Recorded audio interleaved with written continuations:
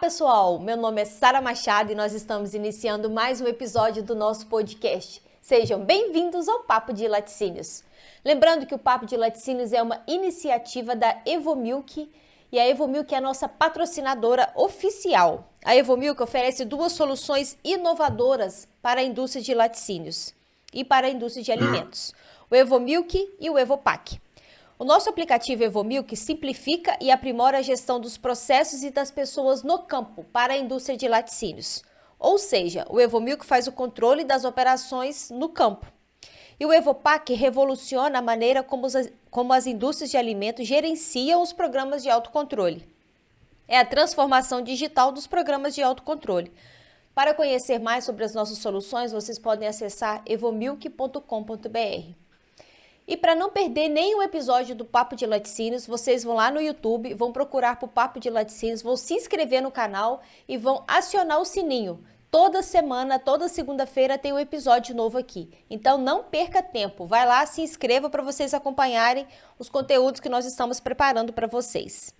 Nós estamos também em todas as redes sociais, é só procurar por Papo de Laticínios ou Evomilk_BR, Papo de Laticínios, Evomilk_BR. E hoje, aqui no Papo de Laticínios, nós vamos falar de um assunto que é muito interessante, né, e gera muita especulação no setor, que é o leite spot. E para falar sobre o leite spot, para a gente, nós estamos recebendo Jefferson Luiz. Jefferson, é uma honra te ter você aqui no Papo de Laticínios. Seja bem-vindo ao Papo de Laticínios. Já faz um tempinho que nós estamos negociando aí um horário na sua agenda, né, para falar de um assunto que é muito sério, que é muito necessário e que é bom que todo mundo entenda, né, que é o leite spot. Jefferson, seja bem-vindo e conta pra gente um pouquinho quem é Jefferson Luiz.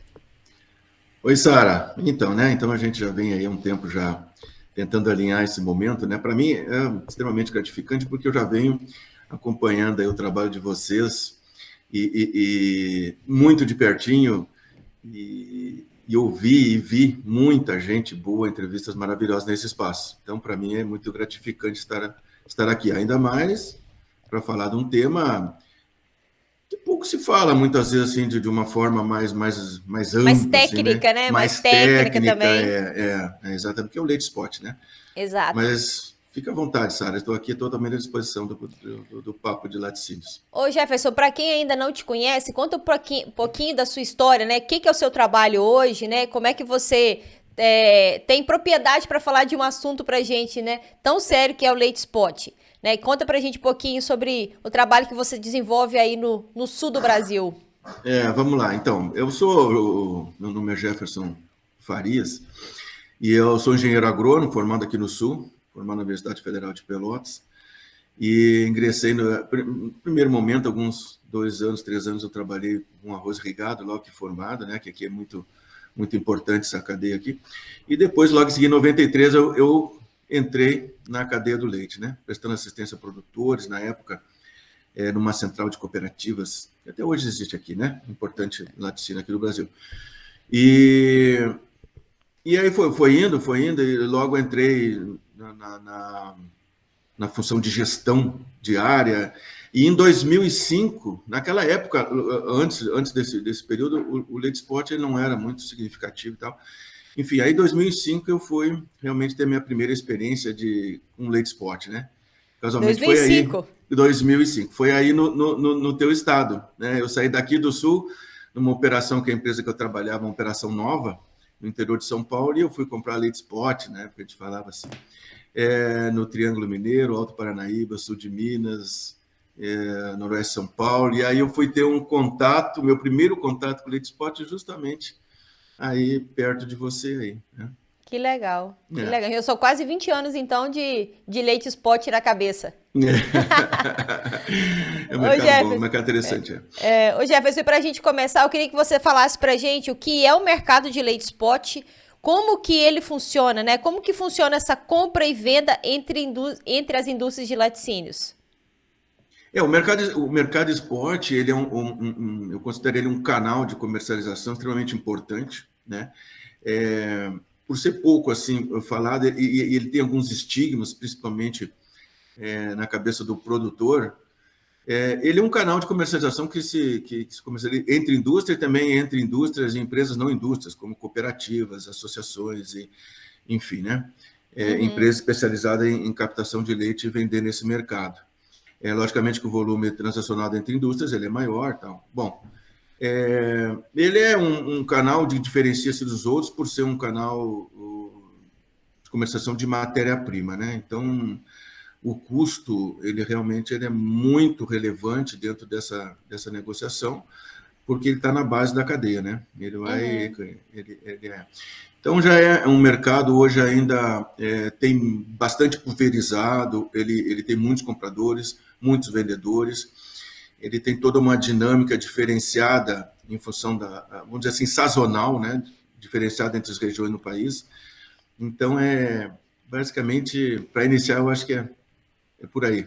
Sabe? Sim. E quais que são os estados hoje que mais estão comercializando, né, leite spot, ou que são os que têm maiores produção? Nós temos onde estão as grandes empresas normalmente são as grandes compradoras, normalmente as empresas de UHT são as grandes compradoras de leite spot, assim como são as grandes vendedoras também, então eu diria que o estado de Goiás, o estado do Rio Grande do Sul, os estados do Sul, né, os 3 estados do Sul, o estado de Goiás, o estado de Minas Gerais, são estados que têm o maior volume de leite transacionado aí no spot, eu diria, né? Sim, sim. Ô Jefferson, para quem ainda não conhece, né, sobre o spot, para quem está chegando na área, às vezes agora, né, trabalhar no setor agora, o spot é sempre o leite, é como se fosse a sobra, não é isso? A sobra que está ali, a indústria não está, né, o mercado não está absorvendo tudo que a indústria está produzindo. O que ela faz? Ela vende aquela sobra ali. Não sei se o termo certo é esse que eu estou usando, né? Mas é mais ou menos isso, né? E aí o que está sobrando eu vou vender para alguém que está precisando. Em tese, assim, para entrar no raciocínio, a questão da sobra até pode ser usada, tá? Mas, na verdade, ele é uma grande ferramenta de gestão de estoques também, né? Ou seja, assim, ó, existe um segmento da cadeia que está num momento melhor e o outro num momento não tão bom, e aí a migração dessa matéria-prima ocorre entre esses segmentos de cadeia. Os principais que a gente vê isso acontecendo é o mussarela e o HT, né? Sim. Então, dependendo do momento de mercado de cada um, vai demandar mais e o outro vai demandar menos. Tem um impacto aí também da questão da sazonalidade, que aí é a questão que você está falando aí da sobra, né? Então, tem no momento de safra, a indústria recebe um pouco mais, muitas vezes tem dificuldade de escoar, ela escoa no mercado spot. Mas tudo é feito baseado em cálculos, em viabilidades e tal, tá? Então, não é simplesmente o estoque alto ou a safra que vai definir a entrada ou não de um laticínio no mercado spot. Isso é toda uma questão de mercado, tá? O mercado tá bom, não tá bom, ele pode jogar com um canal ou não. Vou botar para dentro da fábrica o leite ou vou vender no spot. São Entendi. oportunidades, tá? São oportunidades bem importantes que Essa- definem lucratividade. é mais um negócio dentro do mundo de laticínios, né? É mais Além um de negócio. industrializar, além dele produzir a mussarela, o HT ou outros queijos, ele tem a comercialização do spot, que pode ser uma estratégia ali para ele em algum momento do ano. É isso. Exatamente, isso tanto é verdade que os próprios conselheiros, no momento inicial lá deles e tal, ele não continha na métrica, nos cálculos dele, a participação do leite spot. Em determinado momento, não, para aí, né, o mercado spot é muito importante, define margem, define lucro, ele tem volumes expressivos, então vamos colocar o leite spot lá dentro dos conselheiros. Só um exemplo, né, da importância que E tem. spot, já a gente nem trouxe aqui a definição, mas spot é uma negociação rápida ali entre as indústrias, É, certo? o termo esporte já é instantâneo, né? Um termo que vem de outros segmentos, tá? Tá. Tanto financeiro e etc. E se usa muito também no meio agrícola aí, em grãos, né? Aquela Sim. comercialização rápida, muitas vezes para cobrir um furo de caixa, aquela negociação onde o produtor faz rapidamente, é considerado também esporte. É um mercado instantâneo, né? Entendi. E você que está na cadeia produtiva aí há alguns anos, quando que começou essa história de spot no Brasil? Tem muito tempo? Porque assim, eu vim para a cadeia tem pouco tempo. Então, desde que eu entrei, o spot para mim né, toda hora tá falando ali, o spot subiu, o spot caiu. Ele define muito, né, as negociações do mês, tanto o preço de leite quanto dos derivados, né? Sim, sim. Pelo menos a minha compreensão, desde que existe a comercialização de leite, existe uma negociação entre indústrias, no primeiro Aham. momento bastante regionalizado, em função que a gente trabalhava lá com leite pasteurizado, vamos dizer assim, alguns anos lá nos primórdios e tal, então era bastante regionalizado. Hoje já não mais, hoje se granelizou, a qualidade evoluiu bastante, principalmente em contagem padrão em Bacteriana. placa, bacteriana, e aí se permite se transacionar a distâncias mais longas, né? Hoje a gente vê leite saindo do sul e vindo para o Tem. sudeste e vice-versa, né? Em Então alguns momentos, ele sim, tá vivendo, né, atravessando fronteiras aí de estado atravessando que a gente fronteiras, sabe, né? É. E aí, né, eu falo que leite spot é um nome, acho que é um dos termos que a gente mais escuta no leite, né? Todo mundo que entra no leite, uma das coisas É. que é primeiro que ele tem que entender é sobre o leite spot, né? E por que que é crucial, né? É tão importante para os produtores e para a indústria acompanhar o mercado do spot. Porque o mercado de esporte, ele tradicionalmente ele tem assumido esse papel aí, no decorrer do tempo, de ser um indicador de preço de mercado. Indicador, vamos dizer assim, eu vi outro termo interessante, do apetite dos laticínios por matéria-prima, né? Logicamente que isso se traduz lá no mercado, é um espelho lá do mercado final. Então, o mercado esporte, por exemplo, o mercado não está tão bom, está num momento de baixa, está num viés de baixa. O primeiro sinalizador que mostra isso é o leite spot. Tá? E Sim. vice-versa, no momento de alta também. Seja por questões de mercado, de valorização de produto, precificação na gôndola, seja por questão de sazonalidade, né? Por oferta de leite e matéria-prima, seja por qualquer outra questão. O primeiro a sinalizar sempre, ou alta ou para baixa, é o leite spot. Tá? Então, por isso que muitas vezes, no meu ponto de vista, erroneamente, é atribuído esse papel como se ele fosse um mercado que influencia preço. Não, ele é um sinalizador no primeiro momento, ele está num contexto global de toda a Sim, cadeia, sim. mas ele é um sinalizador que vai sinalizar para o bem ou para o mal o que vai acontecer logo ali, principalmente no preço ao produtor, né?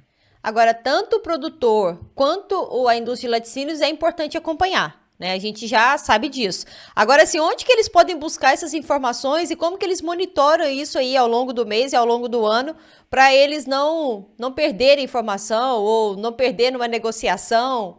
Que dica que você deixa para o povo? Então, o que tradicionalmente se faz realmente, eu considero ainda que é um mercado que precisa evoluir nessa questão, é a véspera é um mercado que tem o forte do volume negociado quinzenalmente, todo mundo sabe disso, mas o que acontece é na véspera das negociações e os negociadores não têm informação absolutamente quase que nenhuma, né? Do comportamento que vai Sim, abrir o dia seguinte, no dia sim, 15 ou no dia sim. 30 ou 31, ali no final da quinzena, na renovação da quinzena seguinte. Então, existem informações, existem informações de histórico, mas por quê? Porque existe uma dificuldade natural, porque são muitas variáveis influenciando. Acabamos de falar de algumas aqui, que é a sazonalidade, que são o comportamento de mercado, que é a necessidade particular de uma ou de outra segmento da cadeia. Então, tem toda uma dinâmica aí que se diferencia de região para região do Brasil no mesmo momento, que fica bastante difícil se prever o dia seguinte, né? Falando aí menos de 24 horas, o que vai abrir. Então, na maioria dos momentos do ano, o que acontece é isso, é a desinformação, a pouca previsibilidade desse mercado aí, né? O que torna ele bastante tenso aí nos dias das negociações, né? Tem duas coisas, Jeff, que eu quero comentar sobre isso. Vamos Uma lá. que acho que a facilidade que a gente tem hoje de comunicação, né? Você vê que sai o preço do spot rapidinho, em 5 minutos o Brasil inteiro aí, todos os 4 cantos do Brasil tem informação, né? E Tem. aí, muitas vezes pode ser informação igual um telefone sem fio, às vezes, né? Eu falei que o spot tá R$ 2, mas às vezes é R$ 2 no sul e, né, em outras regiões do Brasil não chegou a isso ou passou disso. Então, assim, tem muita especulação, é um mercado que sofre muito, eu acho, com, né, desinformação, com especulação mesmo, né? Ah, eu acho que vai dar isso e às vezes já tem negociações sendo feitas na base do achismo. É isso que eu quero que você comente sobre isso. E antes que eu esqueça, né, tem outra coisa. Porque o produtor espera muito previsibilidade dos laticínios, né? Ah, eu quero saber quanto que eu vou receber, eu quero saber quanto que eu vou receber. Só que você acabou de citar um problema que o setor vive, que é de 15 em 15 dias a gente tem grandes negociações dos preços do spot, dos volumes, né? Os volumes, os preços devido aos volumes. Só que assim, igual você falou, em 24 horas vai ter uma negociação e ninguém sabe ainda o que vai acontecer. Né? Então, assim, como é que a gente trabalha com previsão de preço de leite para produtor se eu não sei que de 15 em 15 dias que é negociação? Então, assim, como é que funciona isso? Como é que você enxerga essa necessidade do setor de informar o produtor, mas essa dificuldade que a gente tem nas negociações? Esse é um tema, quem está no leite aí... bom, quem está no leite sabe que esse é um problema grave, grave, porque ele influencia no mercado. Hoje a gente vê alguns segmentos da cadeia, principalmente o segmento final, com maior nível de informação. Então, existe diferença, discrepâncias e nível de informação na diferentes elos da cadeia. Isso acaba prejudicando muito o relacionamento, e isso é característico há muito tempo no relacionamento indústria-produtor, né? Uhum. Quando eu comecei a trabalhar, realmente não se tinha toda essa digitalização, todos esses canais de informação, não existia nada disso, então muito menos se sabia, né? Sim. E o produtor muito menos ainda, né? Porque não Sim. tinha praticamente... Então isso realmente sempre afetou demais a relação produtor-indústria, essa desinformação, né? Precisamos certamente evoluir muito nisso. Claro que hoje tem um momento diferente. Hoje os canais aí de digitais, de comunicação, estão permitindo que o produtor tenha um volume de informação muito bom, né? Muitas vezes até melhor que a própria indústria, né? Então, isso tem ajudado bastante a desmistificar algumas coisas dentro da cadeia e a melhorar muito o nível de informação. Mas, especificamente no spot, isso ainda não acontece, né? Ainda não acontece nessa questão de previsibilidade. Uhum. Ainda precisamos trabalhar muito isso aí, avançar bastante, né? E você acha que como que a gente conseguiria... você que está aí no setor, que trabalha, que está envolvido com várias empresas do Brasil, que está numa região extremamente produtiva, desenvolvida, você enxerga assim, alguma solução? Caraca, eu acho que para a gente amenizar os impactos das especulações aí, dessa falta de informação, eu acho que deveria ter isso. Tem alguma coisa que vem na sua mente assim? Ou você fala, Sara, eu, sinceramente, não sei como é que a gente trabalharia para diminuir esse impacto de não saber o preço a cada quinzena? Tem um movimento já um pouco mais antigo, que é a questão de pegar parte desse volume que a gente que transita no spot mesmo, no instantâneo. Já tem muita empresa contratando determinada parte desse volume, fazendo contratos indexados, enfim, né? Provavelmente em função disso, né? De ter um pouco mais de garantia no fornecimento e também indexando para ter uma certa aderência ao mercado com relação a preço, porque o custo é impactante dentro do laticínios, né? Parte de laticínios, por exemplo. Eu tenho participado de um projeto tentando aproximar um volume maior de compradores e vendedores para que a gente tenha um volume maior, assim, e mais rápida na troca dessa informação, para que essa informação apareça mais rápido, principalmente no dia das negociações. Eu acho que o caminho é esse, a gente ter um monitoramento mais preciso das questões dos preços e o comportamento desse preço ter um pouco mais claro na nossa cabeça, para que a gente possa ter maior previsibilidade. Agora, realmente, não precisamos avançar muito, não está sendo muito fácil, não. A gente tem evoluído muito pouco nesse sentido, Sara. Agora, é um desgaste muito grande que gera para o setor, né, Jefferson? Eu acho que, assim, essa dificuldade que a gente ainda vive de previsibilidade dentro do setor, porque eu falo que ter uma noção do que vai acontecer não é bom só para a gente informar o produtor.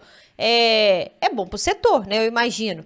Agora, eu estou falando isso aqui, mas eu não entendo sobre negociações, eu não entendo sobre mercado, né? Eu não entendo sobre o mercado do leite, para falar isso com propriedade. Eu só acho, assim, que realmente, às vezes, o indicador ali ajudaria muito, porque é um desgaste muito grande, é uma tensão muito grande. Às vezes a gente vive um desgaste tão grande de saber quanto que vai ser o preço, sofrer com as negociações, que que podia ser gasto em outras coisas, né? Ali dentro do setor, melhorar outras coisas do setor.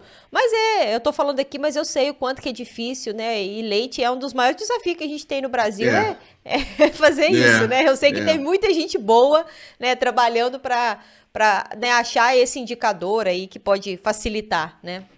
Tem, Sara, tem sim.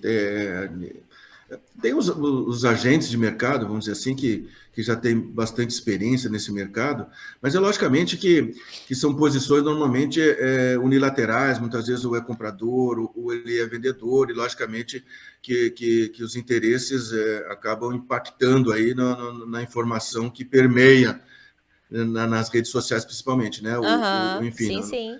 agora, eu acho que canais como esse que você administra aí, é, hoje já fazem parte e farão cada vez mais da solução para a solução desse problema, Sara.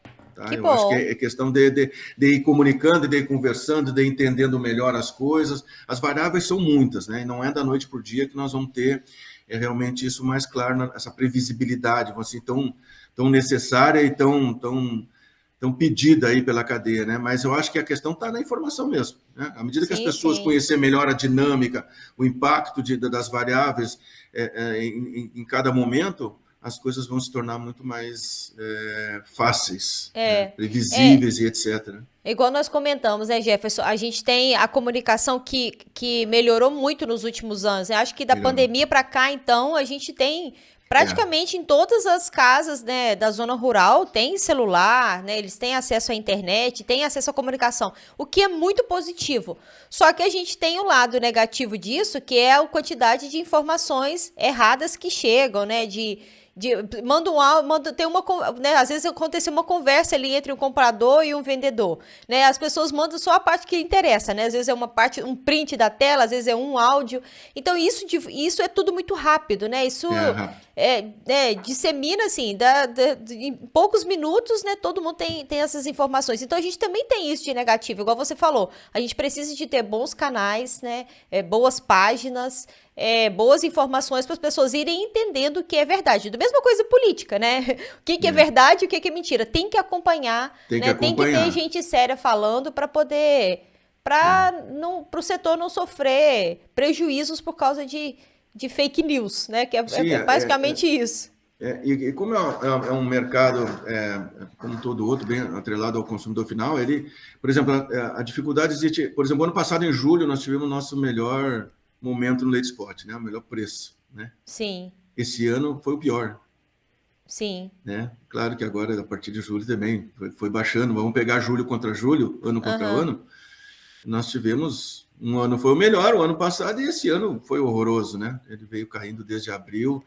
E, então, ele é muito impactado por várias variáveis de mercado. Então, precisa-se de informação, precisa de gente boa, precisa de estruturas especializadas para trabalhar com isso, né? Eu acho que é por aí. E volto a falar, precisa aproximar um volume maior de compradores dos vendedores, para que haja realmente um esforço maior de disseminação dessa informação, mais gente propondo, mais gente recebendo proposta, mais gente ofertando, mais gente comprando, mais próximos um do outro. A gente vê isso em outros segmentos acontecendo com a digitalização das plataformas de negociação, por exemplo, né? Em outros segmentos. Então, acho que é por aí o caminho, né, nessa área. Sim, sim. É, na verdade, como se a gente precisasse de uma amostragem maior É, de dados para validar ali, né, uma uma negociação mais assertiva. como se fosse uma É. metodologia ali, né? Se a gente Verdade. pegar as diferenças de preço dentro de uma determinada região, acontece em todas as quinzenas, são muito grandes. Sim, sim, sim. Aquilo por si só já demonstra que existe obviamente que pode ter por uma necessidade específica de uma determinada empresa, enfim, né? Pode impactar na negociação dela de alguma outra, mas normalmente se vê uma variação muito grande entre o maior preço e o menor preço dentro Sim. do mesmo dia negociar na mesma região. Então isso por si só já demonstra que ainda tem que amadurecer muito esse mercado, né, Sara? E até porque ele é muito importante dentro da composição de custo dos laticínios, né? Sim, não, porque eu falo assim, a maioria dos laticínios, eles esperam muito o preço do spot para saber o que vai fazer ali. Ou seja, o spot tem uma importância muito grande dentro, né, do setor. Né? É muito sério, né? Muito sério mesmo. Quando se comenta, hoje é inevitável se comentar, normalmente se vê muito isso, se comentando o que vai ser do leite do produtor, né? Sim. E é claro que a dificuldade é a mesma, é tão difícil quanto. Mas, inevitavelmente, acaba. Vamos esperar agora o que vai acontecer dia 15. A próxima quinzena. Vamos ver a próxima quinzena do esporte. Vamos ver a virada do mês. E a semana que vem a gente vai ter uma visão um pouco melhor do que vai acontecer com o produtor. Então, ele já assumiu esse papel e é um papel dele mesmo, né? Ele tem essa.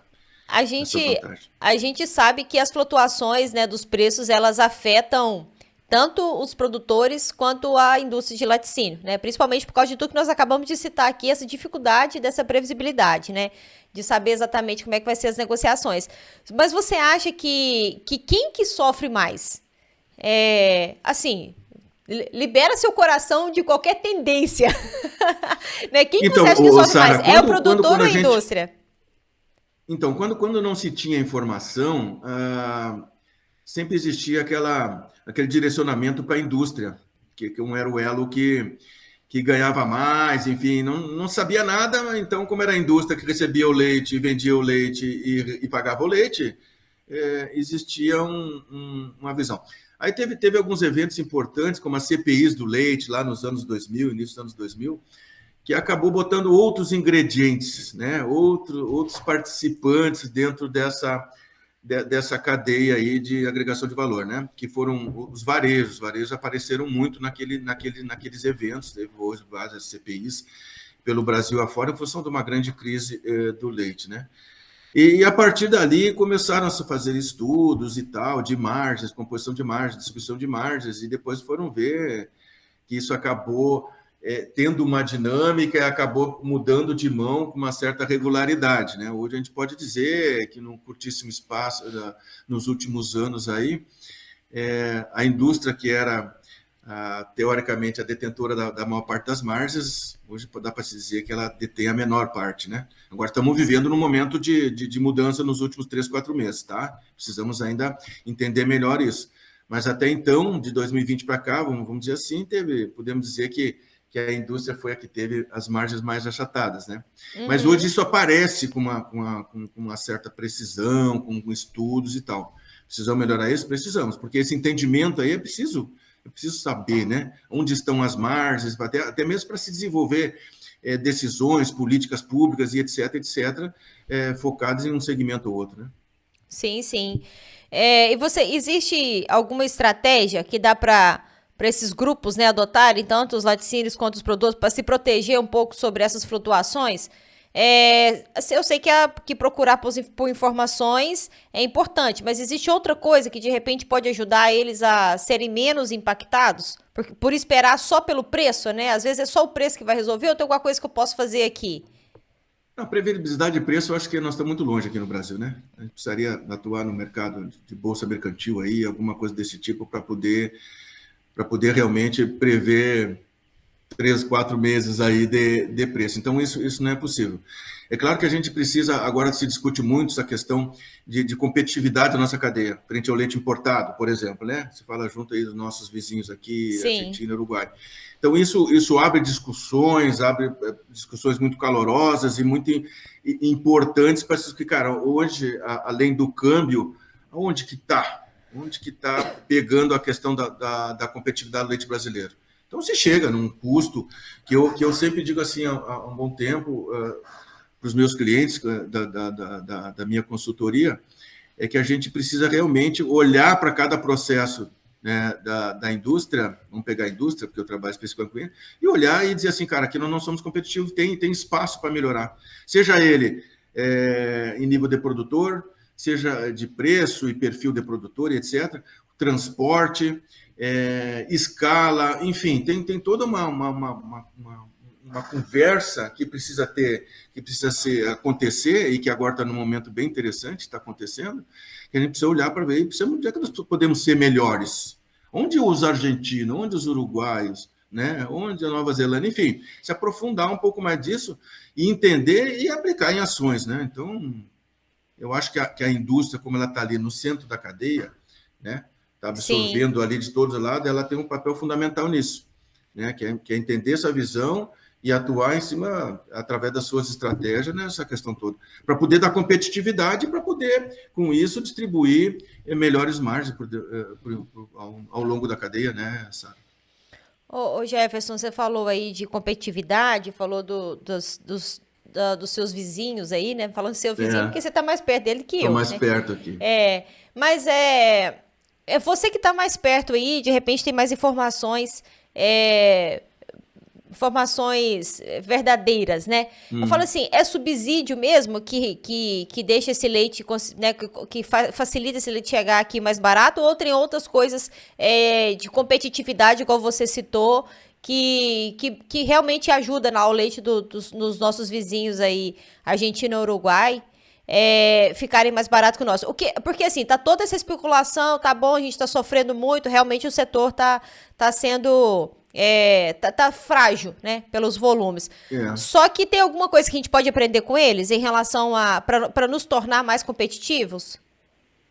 Eu acho que sim. Eu sempre tomo muito cuidado, Sara, nessa questão e muitas vezes me desagrada alguns comparativos que se faz, né? Eu acho que comparar realidades econômicas de países e aí tentar justificar algumas coisas entre cadeias. Vamos comparar Brasil com Nova Zelândia, vamos comparar Brasil com os Estados Unidos. É uma questão que eu tomo muito cuidado e vejo alguns comentários que muitas vezes me desagradam, tá? Então, cada realidade tem as suas peculiaridades, a gente tem que respeitar isso. Hoje se fala, assim, em subsídio, sendo um pouco mais direto, em subsídio na Argentina, alguma forma do governo estar lá, o país passa por um momento difícil, e o governo está tomando algumas atitudes, enfim, né? Mas subsídios, de certa forma, nós também sempre tivemos aqui, né? Juros subsidiados, chegando ao produtor, essas coisas, tá? Mas eu acho que tirando essa questão que é totalmente pontual, de subsídio, momentâneo, de curtíssimo prazo para cá, e tirando também a questão do câmbio, nós temos também uma questão técnica ligada à produtividade, né? A gente sabe que esse momento, a Argentina já vem há muito mais tempo já com indicadores de produtividade bem melhores que o nosso, né? Eu me lembro muitas vezes quando eu comecei a estudar pagamento por qualidade, há muitos anos, lá nos anos, final dos anos, meados dos anos 90 por ali, né? Logo que foi, as tabelas caíram, as tabelas de preço aqui no Brasil e tal. Eu vi que, estudando isso, vi que pagamento de qualidade na Argentina foi lei lá em 1963, né? Só um exemplo que eu gosto de citar, né? Imagina, nós ainda nem temos ainda, entre aspas, o nosso leite aqui sendo pago por qualidade, vamos dizer assim, entre aspas, lógico, né? Tem empresas já bem Sim, mais à sim. frente, mas de uma forma no geral ainda a gente tem aí um pseudos pagamentos por qualidade no Brasil, né? Totalmente justificáveis, não estou condenando e tal, tudo tem justificativo. Mas são momentos de mercado. O Uruguai já é um país menor, um país com outro perfil de produção diferente da Argentina, muito mais pastoril e tal, mas que também já há muito tempo foi exportador de matriz, de genética para o nosso país, né? Então mostra que ele também está tecnicamente, em termos de produtividade, mais adiantado também que o Brasil. Logicamente que avançamos bastante, né? A gente tem que fazer um pareto aí. Nós temos clusters e temos exemplos de produtividade comparáveis com o mundo inteiro, né? Em nível de fazenda, né? Com qualquer lugar do mundo. Mas em termos macros, o que vai permitir que bote o preço de leite aqui ou ali seja mais competitivo, realmente eles estão na nossa frente e nós precisamos discutir isso, né? Como chegar lá. Porque eu, desde formado, desde que entrei no leite, eu vejo, não, o Brasil é um país que tem água, tem solo, tem sol, tem tudo, né? Tem produtor, tem etc, etc. E realmente temos. Agora precisamos fazer isso realmente se transformar em competitividade.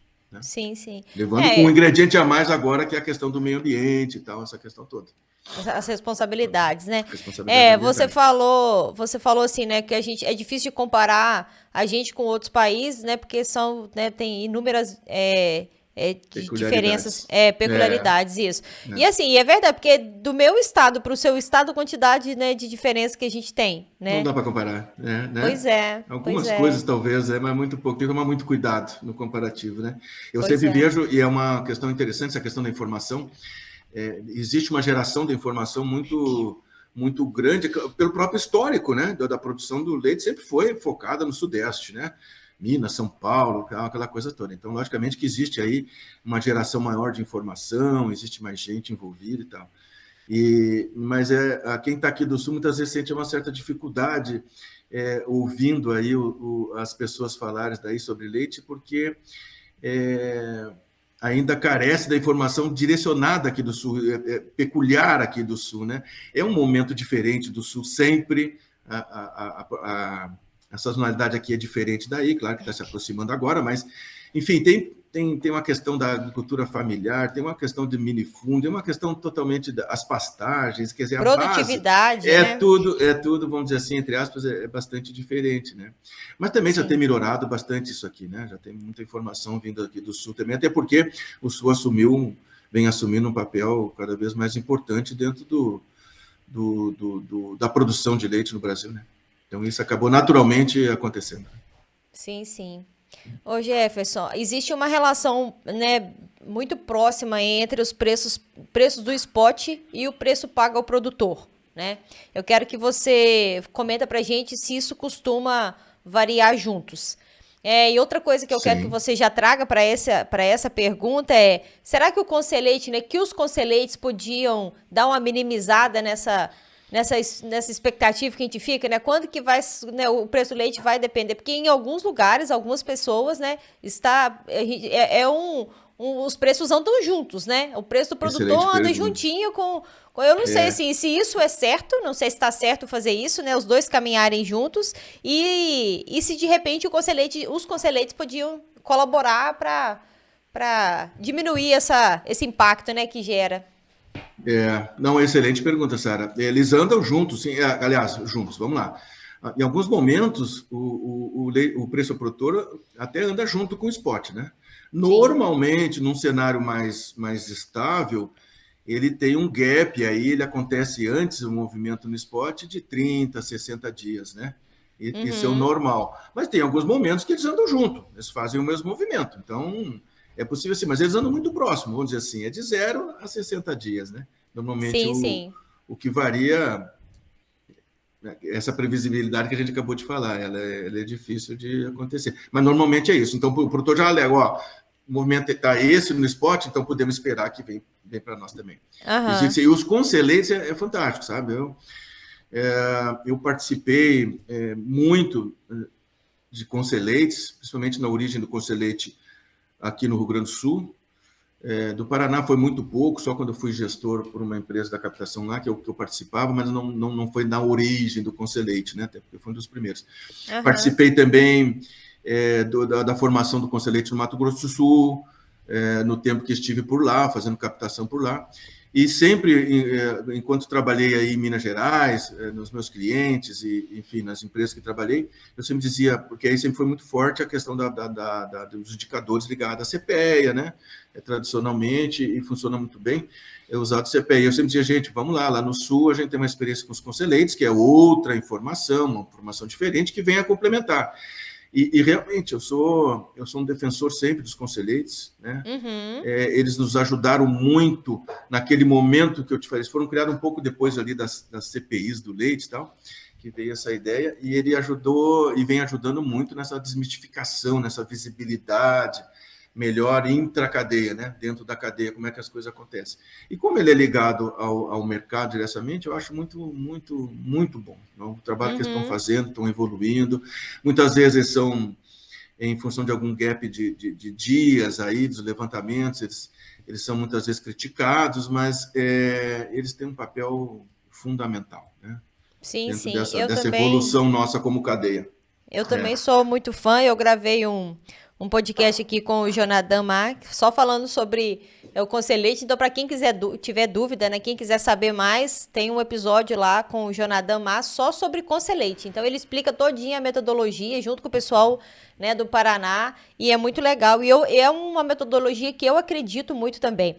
O ano passado, você falou assim, que o ano passado vivemos os preços, né, altos, né, de spot. E aí, aqui na minha região, eu vi muito produtor propondo aos laticínios fazer contrato com spot. Então, assim, olha para você ver, né?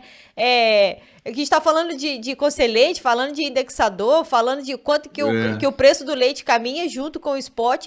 Só que assim, essa necessidade de ter um contrato, essa vontade de estar próximo de um indexador, será que o spot seria o melhor para poder fazer isso, né? A gente tem as metodologias igual, tem o CPEA e o Conselheite que já estão ali consolidados, que tem um trabalho sério. O spot é uma flutuação muito grande.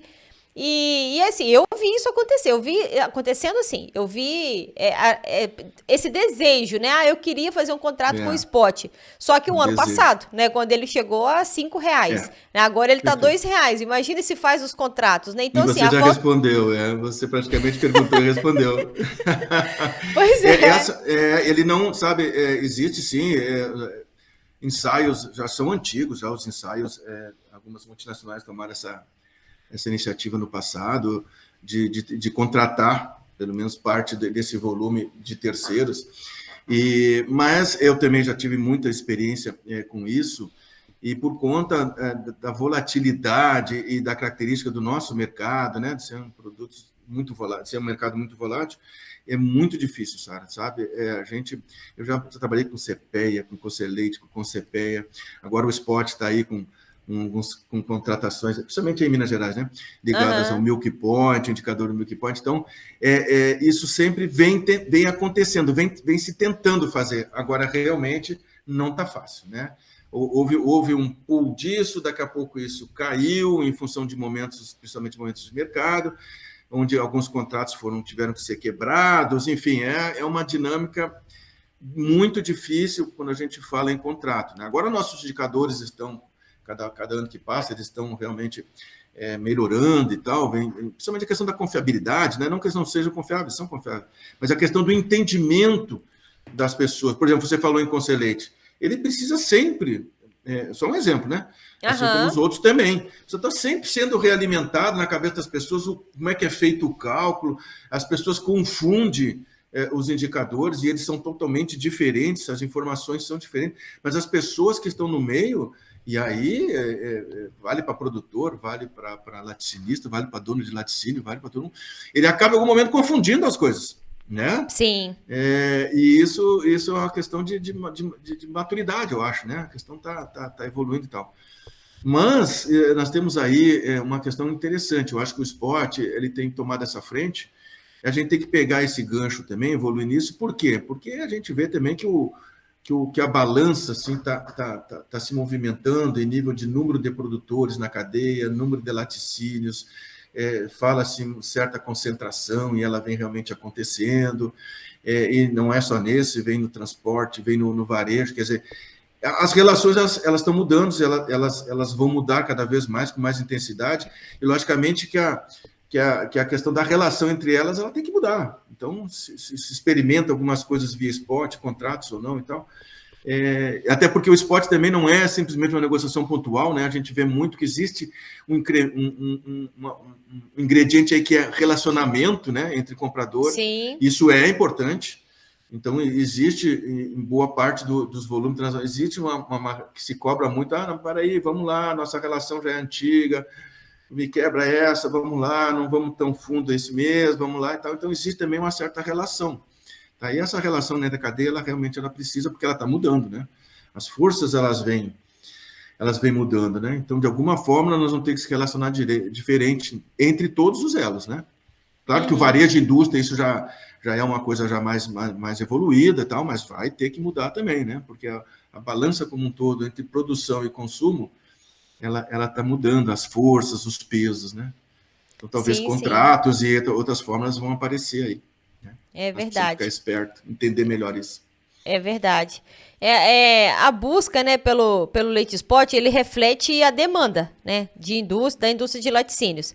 Quais são os sinais que você acha que para os produtores de leite e para quem compra spot, que às vezes ele fica rendido ali, não sabendo o que está acontecendo, que eles podem observar, né? Quais são os sinais que eles devem observar para ver essa mudança, né, na demanda?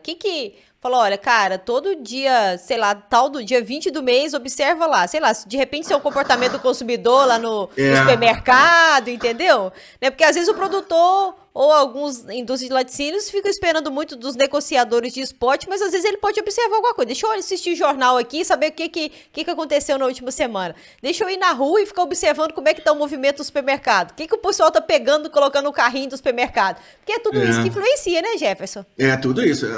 Resumindo tudo isso, é a lei da oferta e da procura, né, Sara? Então, é claro que entender isso, hoje está mais fácil, né? Acabamos de falar, mas ainda tem sua dificuldade.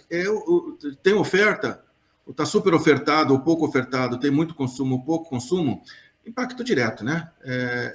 Como a dinâmica financeira da nossa cadeira é muito rápida, ele é praticamente 30 dias, né? Sempre tem aquela dificuldade, chega no final do mês, nossa senhora, bicho, eu preciso faturar mais, porque dia 15 está aí, dia 20, sei lá, né? Varia que dia muito, que paga, né? Eu tenho que pagar o produtor e aquela coisa alucinada que um produto, como a nossa cadeia de produtos perecíveis e matéria-prima perecível, essa coisa toda, é característica. Então, essa dinâmica, ela é o mais importante. Agora, claro, para quem tem lá, por exemplo, está lá na fazenda, ou está lá no confins de algum estado, assim, entender essa dinâmica de mercado, existe canais aí que informam isso. Mas não é fácil. Não é fácil porque ele se diferencia. Hoje o mussarela, amanhã o HT. Então, muda muito rapidamente. Existe muita especulação, existe um elo da cadeia muito bem informado e que atua muito forte mediante a informação e cenários que ele faz muito bem. Então, tem que se entender isso. E como é que se vai se entender? Indo atrás. São os grupos de WhatsApp de produtores, né? São grupos de WhatsApp de empresários. Então, o empresário consegue entender hoje o que está acontecendo no sul de Minas, né? Na Zona da Mata, no Triângulo Mineiro, no sudoeste de Goiás. Então, tem muita gente por ali, ele consegue entender que a sazonalidade lá está caindo o volume, que o mussarela está tanto. Então, o caminho é esse, você, apesar do curto espaço de tempo que você tem, é você buscar essas informações e botar com o histórico de acompanhamento que você tem dos indicadores, você diz que não, o cenário acho que é por aqui.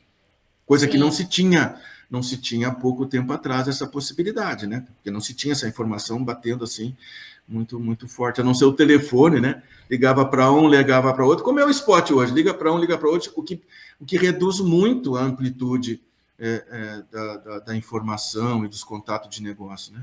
Você acha que uma das coisas que poderia resolver para o spot seria uma plataforma de informações?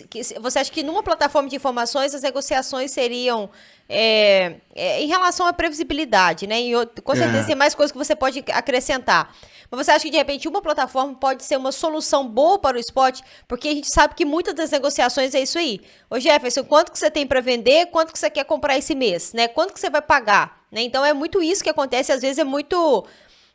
as negociações são muito... eu não vou falar escondidas, né? Eu não posso usar isso daqui, mas sei lá, fica muito... São restritas, isso. São restritas. Então, não são muitas, eu não sei quais são os volumes, né, de empresas que negociam spot hoje no Brasil, mas não são tantas assim, né? Então, acaba que consegue fazer tudo pelo telefone, né? Eu te ligo, você me liga, a gente negocia ali quem precisa comprar, quem precisa vender. E aí, isso acaba que deixa o mercado mais desinformado, às vezes, né? Perfeito. Essa questão, quando abre o dia da negociação do esporte, você como comprador ou como vendedor, dependendo do momento, você vai tomar a iniciativa, ligar para um, para outro, para tentar entender o que tu acha, o que tu não acha, tu vai ter volume, tu não vai ter volume, e tu já tem preço, tu não tem preço, e essa coisa toda que você, durante um dia, se for por telefone, você consegue falar com 4, 5, 6 pessoas no máximo, né? Sim. Muitas vezes você não encontra o cara, porque está ligando para outro, e aí não consegue fazer, daqui a pouco você esqueceu de ligar de novo para ele, o dia passou e chegou o final do dia, meu Deus, vira aquele pavor todo, né? Uhum. Então, eu acho, olhando para outros mercados, onde já tem momentos mais digitalizados, vamos dizer, estão num momento mais digitalizados, como você tem um exemplo via plataformas e tal, ele acaba dando mais rapidez nesse processo aí. Você consegue, essa é uma expectativa pelo menos, é uma coisa muito nova, de se num mesmo ambiente você botar um volume maior de compradores e vendedores em contato. Isso vai fazer com que? Porque talvez, isso a gente vai ver no futuro, tenho certeza que isso em breve vai aparecer, a gente vai ter um ambiente onde será possível você fazer negociações mais assertivas, assim, mais aderente ao mercado realmente. Então você vai estar no mesmo ambiente lá olhando o que está acontecendo no sul, que está acontecendo em determinado estado do sul, do sudeste, enfim. Você vai ter ali rapidamente, no mesmo ambiente, abrindo seu computador e tal, você vai ter mais informação. E é disso que a gente precisa realmente para transformar o esporte. Já que ele assumiu esse papel aí, ele também precisa ser mais assertivo, né, com relação à aderência dele ao mercado, para ele realmente assumir de vez aqui para o cara. Realmente, o esporte acenou para lá, provavelmente, com grande probabilidade de que o mercado vá para lá, o produtor vai para lá, o mussarela vai para lá, o HT vai para lá, e etc., esses refrigerados, etc., etc. Eu vejo que para as indústrias, né, de pequeno e médio porte, que ficam esperando as negociações saírem para tomar decisão, isso pode ser uma ótima solução, né? Porque eu falo assim, para quem tem uma distribuição aí, para quem coleta leite no Brasil inteiro, né, para as maiores, né, que estão em todas as regiões do Brasil, ela enxerga mais rápido ali o que está acontecendo. Agora, para quem está nos interiores de algumas regiões, né, as informações chegam, né, com alguns segundos ali, uns minutos depois, e muita gente fica só esperando assim, o que a fulana vai fazer para depois eu fazer, né? E aí, assim, pode ser pode ser que pode ser uma armadilha, né? Pode ser uma armadilha. Então, assim, é isso que acontece, a informação que se tem, que se valoriza, vamos dizer assim, naquele momento das negociações, naquele dia, na véspera, é realmente informação que normalmente permeia e explode no mercado, são informações das empresas maiores, mais atuantes nesse mercado, e logicamente que ela tem os seus interesses que não, em grande maioria dos momentos, vão conflitar com o outro lado, né? Com outro, se ela está comprando com os vendedores, se ela está vendendo com os compradores. Então, a gente nota isso. Então, existe muita poluição, vamos dizer assim, de informação no momento de se fechar os negócios do esporte, né? Existe o que o mercado, né, igual você falou, o que é o mercado de esporte? É oferta e demanda. Tá bom, existe isso que a gente já sabe, né, que é a verdade. Só que, além disso, existem os interesses, porque muitas empresas também são as mesmas empresas que vendem e as mesmas empresas que compram. Então, de uma quinzena para outra, o interesse dela pode mudar, né? Claro, perfeito. E ela, de alguma forma, ela vai tentar influenciar, né, esse mercado, porque, como eu falo, tem empresas que têm 30%, já teve empresas com até 60% do leite no esporte. Sim. Imagina o impacto no custo disso, uma negociação de esporte mal feita, né? Então, eu acho que essa digitalização, que está vendo também no produtor, né? Essa questão no produtor, eu acho até hoje que o produtor até está mais na frente, né? A gente fala hoje de propriedade 4.0 e outras coisas, tanto dentro das propriedades, a gente vê os produtores adquirindo software de gestão e essa tudo. Eu acho até, daria para arriscar, carece de um estudo melhor, que até o produtor está mais na frente que a própria indústria laticínista, né? Então, pois a indústria ainda está num momento de digitalização um pouco, ou quase nada, né? O que, claro, se traduz em oportunidade, né? Já que a gente está falando em competitividade, talvez tenha que olhar por essa luz também. A gente precisa ter mais digitalização, mais organização, lógico, no primeiro momento da cadeia, organização, representatividade e ambientes onde se converse essa competitividade. Mas precisa ter ferramentas também, né? Sim. E eu acho que a ferramenta hoje é digital. O cara, vamos dizer assim, outro dia um cara falou uma coisa interessante. Uma pessoa muito chegada a mim. Disse assim, olha, os caras que estão hoje comprando spot dessa forma que estão hoje, vamos dizer assim, histórica, né? Quase rudimentar, ainda no telefone e levando aquela coisa, o limite do telefone, tá? Sim. Ele está fazendo assim hoje, beleza. Ele faz isso há muito tempo, ele está fazendo assim. Agora, o filho dele não vai querer fazer isso. Ele vai querer entrar numa plataforma. Ele vai querer entrar de alguma forma, digitalizar isso, para ter mais clareza, mais visibilidade. De alguma forma, isso vai ter que acontecer, porque o mundo está virando digital, né? Sim. Não vai ser diferente. E eu acho legal demais você falando isso, porque eu no podcast com o Paulo do Carmo Martins, que é um querido aí do setor, né? E um grande nome, né, do setor. Ele não fala com base em achismo, ele realmente tem propriedade muito ali. Ele falou isso no episódio, ele falou, Sara, eu vejo que os produtores estão mais digitalizados, estão aceitando mais soluções, né, estão mais adeptos a soluções digitais do que as indústrias de laticínios. Igual aqui na Evomilk, nós somos uma fábrica de software para laticínios. E os meninos ficam aqui o tempo todo, né, treinando equipes e falando e mostrando, né, ensinando como é que, implantando o sistema e mostrando como é que o sistema funciona. E assim, com soluções que são espetaculares, igual, por exemplo, você vai fazer um fechamento de frete, né?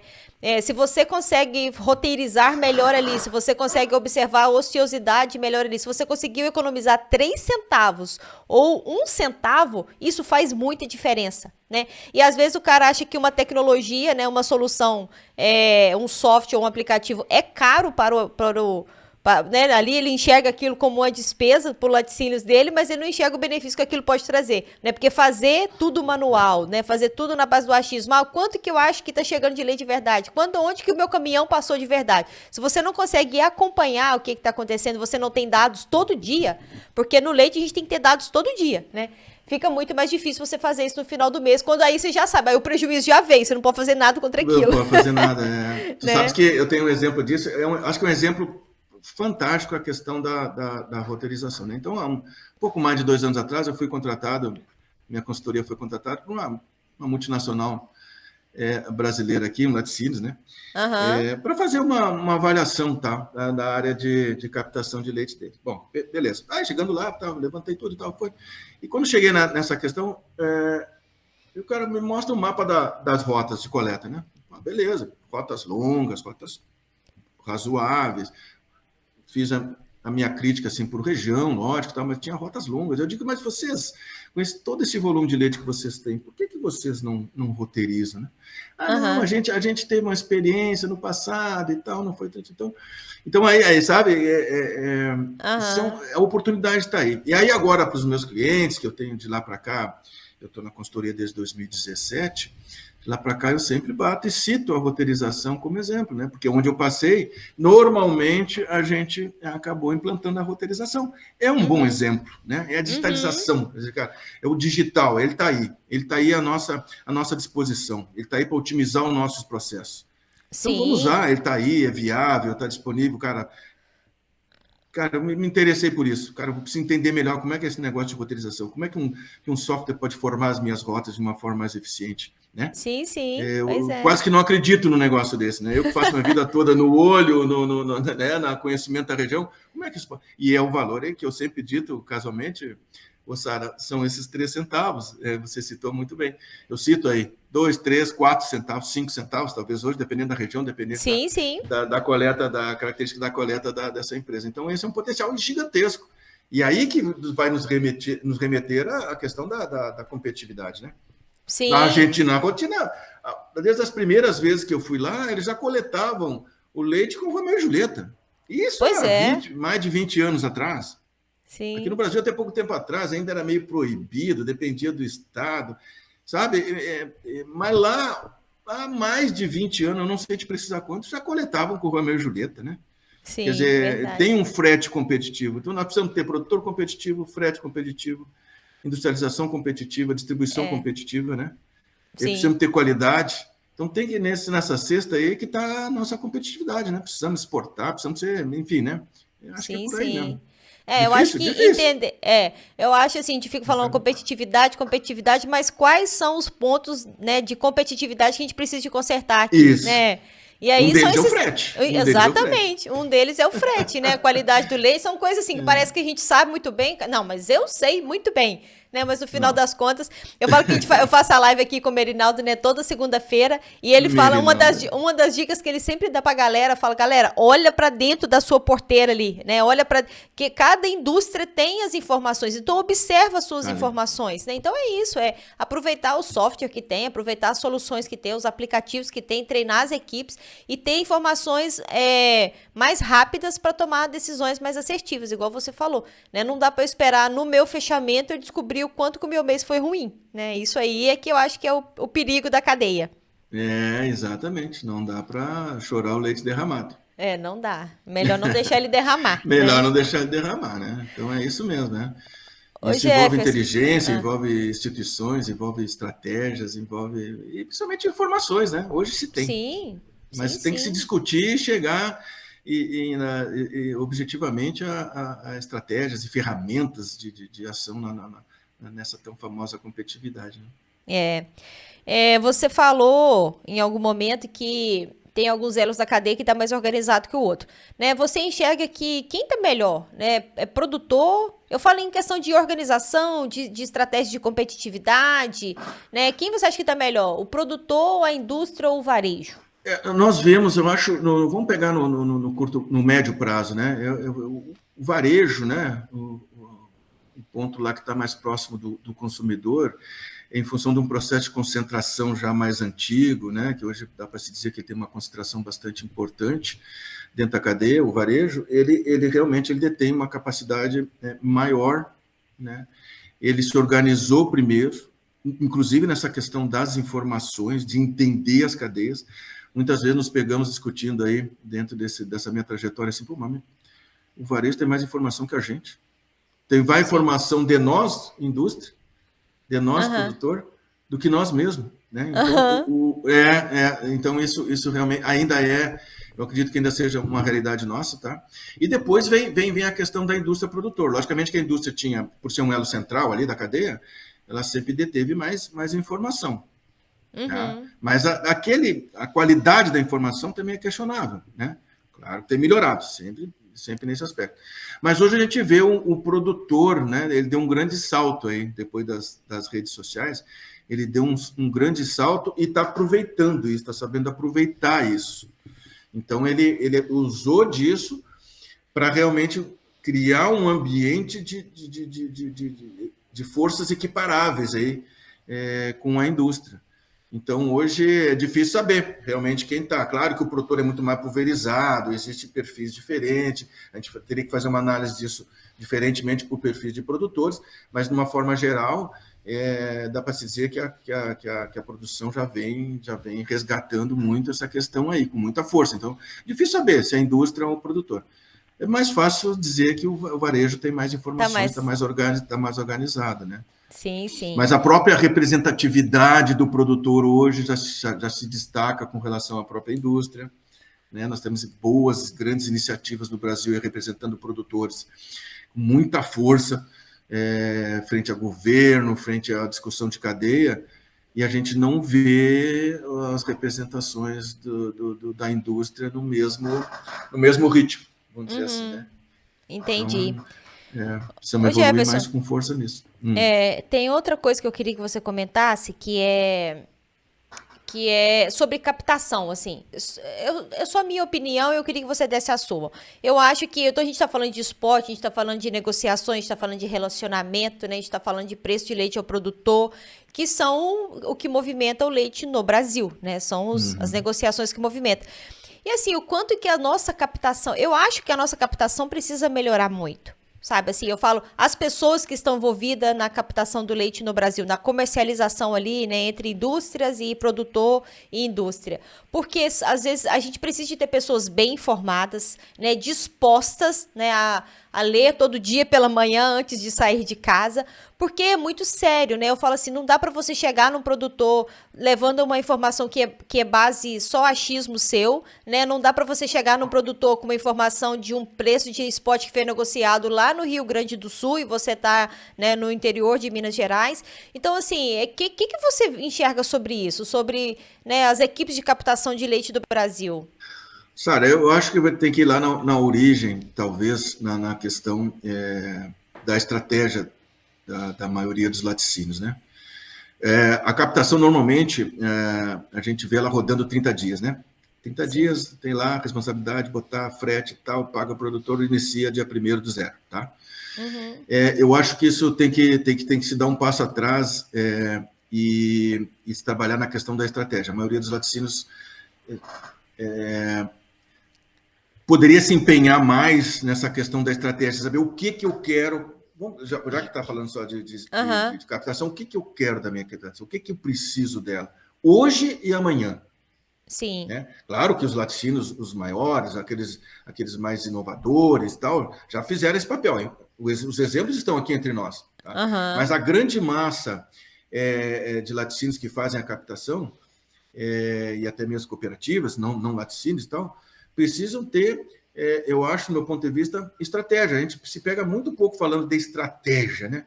qual é o perfil, né? Como o pessoal do marketing gosta de falar aí. Qual é o meu avatar aí? Qual é o meu avatar de produtor, né, de leite? Então, qual é o meu perfil que vai casar aqui com o meu portfólio de produtos? Sempre que eu falo em casar custo, qualidade, né? Onde é que eu tenho que estar aqui nesse meio aqui para poder sobreviver com esse meu portfólio e no futuro, né? Isso é beleza. Mas esse cara vai estar no futuro? Sim. E se eu tenho mais incertezas, o que fazer para ir já ir preparando devagarinho para chegar nesse futuro de uma forma mais eficiente. Então, eu acho que a questão é saber, assim, tem que fazer uma retrospectiva, introspectar e dizer assim, cara, qual é a minha estratégia, né? O que eu penso? Porque senão ele fica realmente preocupado em pagar dia 15, fica rodando ali, muitas vezes a qualidade fica perdida no meio disso, né? Não se acha muito ainda no Brasil, e outras coisas mais. E daqui a pouco, como a gente tem visto por aí, né? E eu, como consultor, eu tenho esse privilégio de verificar seguidamente isso, a gente não vê o empresário discutir a questão laticinista, a questão da captação, com estratégia. Sim. O que tu pensa, né? Então, eu sempre começo perguntando assim, a tua empresa, assim, vamos pegar aqui dois indicadores, qualidade e custo. O que você acha que é mais importante? Onde é que você acha que está aí? Tenta botar peso nisso, né? Para, a partir dali, entender, então, tua captação tem que ser essa. Você tem que ter um perfil de produtor mais focado nesse, naquele, e tal. Então, eu acho que isso é a primeira coisa, Sara, é mexer no campo da estratégia. Que legal. Entender, né? E a gente vê muita gente fazer, já algumas empresas boas fazendo isso, né? Sim. Movimentos, muitas vezes, que as outras não entendem. Sim. Né? E aí então, e fica só apagando fogo, resolvendo com preço. Pô, mas o que esses caras estão pensando que estão fazendo isso? Ele está com estratégia. Ele enxergou um cenário futuro X e está trabalhando naquele sentido. Né? Sim. Igual a gente está falando assim, o que acontece no mercado spot, né? Você falou, né, deu vários exemplos aqui do que acontece com o mercado, o que é importante observar. E aí, muitas vezes, as negociações de preço de leite das equipes de captação com o produtor, elas não têm uma boa informação ali, não sabem explicar para o produtor o que realmente está acontecendo no mercado, né? Por que está tendo essas flutuações, e aí tem que se resolver na base do preço. E aí a gente viu que não é sustentável, né? E muitas empresas já mostraram isso pra gente, né? Então, assim, eu acho legal demais você falar, assim, dessa importância de montar as estratégias, de sentar para conversar, né? De ter boas informações, de ter informações corretas, né? E para não errar, porque nem o produtor, nem o laticínio não pode errar nem um centavo, né? Um centavo é muito prejuízo para a cadeia. Eu acho que são duas coisas. Eu acho que quando você olha para as equipes de captação, realmente, historicamente, já tem se mostrado assim muito pouco informadas do momento do mercado, né? Lá da lei da oferta, da procura, da demanda e tal. Lá no São Paulo, que é o estômago do Brasil, o que está acontecendo com mussarela, o que está acontecendo? Tu vê isso muito... E a equipe de captação, quem as tem, né? Esse vai ser o ponto 2 que eu vou abordar, elas chegam na frente do produtor muitas vezes sem informação. Sim. E hoje o produtor dispõe de muita informação, certa ou errada, provavelmente uma parte certa, uma parte errada, logicamente, como todos nós, mas muitas vezes ele pega aquilo que mais convém a ele e joga para cima do comprador, né? Para o pessoal da área mais comercial de campo. E aí o cara, se ele não tem informação para desdobrar, não faz esse acompanhamento de mercado, não tem os argumentos certos, ele passa mal, ele passa apertado. Essa semana eu encontrei com um comprador de leite que ele estava me contando as histórias e ele falou, Sara, aconteceu um negócio muito engraçado, olha só, eu encontrei com um cara que morava fora e assumiu os negócios da família agora, um cara muito interessado no negócio, muito, né, inteligente, um menino novo, e aí ele pegou a nota de leite dele e falou assim, eu quero que você me explique tudo que está aqui, né, tudo que está aqui eu quero que você me explique, o que é isso, o que são esses descontos, ele falou assim, quando pegou ele falou assim, gente, eu não sei.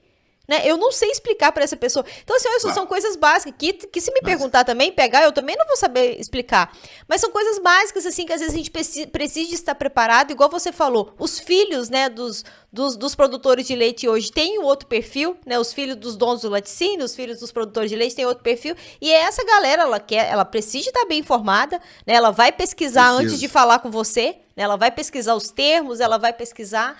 Então, a gente precisa de andar na frente, né? Precisa, então, tem aquela questão específica assim, de perfil da equipe, né, que está no campo, né, representando os laticínios. Perfil de qualidade, perfil da compra, o profissional mais comercial e o profissional mais técnico que vai trabalhar com qualidade. Então, sempre existe essa discussão, né? Sim, sim. Eu tenho certeza que aqui nesse espaço eu já ouvi alguém falando sobre isso, sim, né? Sim, Que acho que foi o Ronaldo, né? Acho que foi sim. Sim, o Ronaldo fez um episódio muito legal. E isso realmente é verdade. Agora, uma coisa é certa, você tem que ter o pessoal preparado. Se você quer realmente apostar numa relação com o teu produtor, uma relação que te permita, baseado numa estratégia futura, ou realmente que seja só numa questão de fidelização assim daquela massa de volume que você precisa, você realmente precisa ter o pessoal qualificado. Eu tenho um exemplo assim de agora, me veio à cabeça, todas as sextas-feiras eu tenho um cliente meu que todas as sextas-feiras eu reúno com eles, está o proprietário e está o pessoal de campo. Então a gente passa 1 hora e 20, sexta-feira até foi mais, foi das 8 às 10h30, tá? A gente conversou, falando sobre essas questões. Eu como tenho essa possibilidade de estar interagindo mais fora da rotina deles, que eles estão lá, produtor, eu estou lá no mercado e estou buscando coisas de N fontes. Então, 1 hora inteira a gente conversando sobre isso, como é que está o mercado, como é que isso provavelmente vai refletir esse mês, como é que provavelmente, provocando o exercício da cabeça da equipe, né? Como é que isso vai refletir o mês que vem, por exemplo? É provável que aconteça isso, se não, vai acontecer isso. Né? Se a fulana entrar, pode ser que aconteça. Enfim, a gente fazendo todas as sextas-feiras, a gente tem essa discussão. Para quê? Qual é o objetivo? Eles estarem informados. Eles chegar no produtor, como produtor hoje, pega um produtor já mais qualificado, que nós temos muitos hoje, né? Muito bem preparados, muito bem informados, ele consiga argumentar e manter uma boa comunicação, né? Agora, se ele está desinformado, o cara vai lançar a primeira pergunta lá que ele não vai responder, pronto. Aí perdeu toda a credibilidade. Perdeu a credibilidade. Aí você tem que resolver com preço.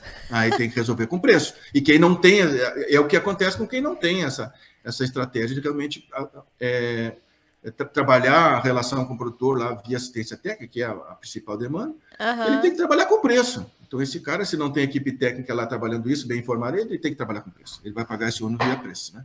Porque senão ele não vai levar ou vai perder. Né? Legal demais. Legal demais. Precisamos evoluir também nisso. Eu acho que a gente tem que fazer um episódio aqui, ao vivo, aqui com o pessoal, né? Vocês sentados aqui, você e vários outros nomes que a gente tem muito bom aí de captação no Brasil, pra gente falar só de captação, que é muito legal. Tem um episódio com o Jaime também, com o Jaime Antônio. Jaime, outro dia eu assisti ele. Que tá muito bom, a gente fala de captação. Ô Jefferson, mas voltando lá pro nosso spot, né? E para nós fecharmos aqui o nosso episódio, considerando a importância, né, no mercado spot, né, que você já deixou claro aqui, né, esclareceu todas as minhas dúvidas. Quais são as melhores estratégias que os laticínios podem adotar, laticínios e produtores, né, para se manterem informados e tomar decisões mais assertivas nas negociações de compra e venda? Primeiro, acho que realmente se dedicar um tempo razoável a entender a dinâmica do mercado naquele momento. Depois, outra parte disso é realmente network, né? Você, como você falou agora, sentar numa mesa aí e discutir um determinado assunto vai ser bacana, e durante o spot não é diferente, então ele tem que entender, fazer um network, porque senão ele vai começar o dia completamente às cegas, ou pior ainda, né, com informações totalmente erradas. Finalmente, eu acredito que se desenvolver ferramentas que realmente te consiga aproximar esse mercado mais, tornar ele mais concentrado, mais perto o comprador do vendedor, para que essa dinâmica ela realmente seja muito mais positiva, você se sinta muito mais seguro, porque ele é um momento de negociação com muita insegurança, Sara. Então, ele precisa ter um ambiente que te permita mais segurança, tem que ser mais ágil ali no dia, ter mais informação durante os momentos de negociação ali. Já na parte da primeira hora da manhã, você já entender ali, ver quantas pessoas já estão no mercado, ver quem entrou, que não estava, porque ele é dinâmico, né? Nem sempre o cara que é vendedor, ele vai... O que nunca vendeu, no momento que ele vai vender, quebrou uma fábrica, o negócio dele está com com os estoques cheios, eu preciso vender spot, não conheço muito spot, mas preciso vender. Cara, tem que existir essa possibilidade, senão ele acaba fazendo movimentos errados, Então, preciso ter essa informação e aproximação dos agentes que atuam nesse mercado. Eu acredito nisso. Que legal.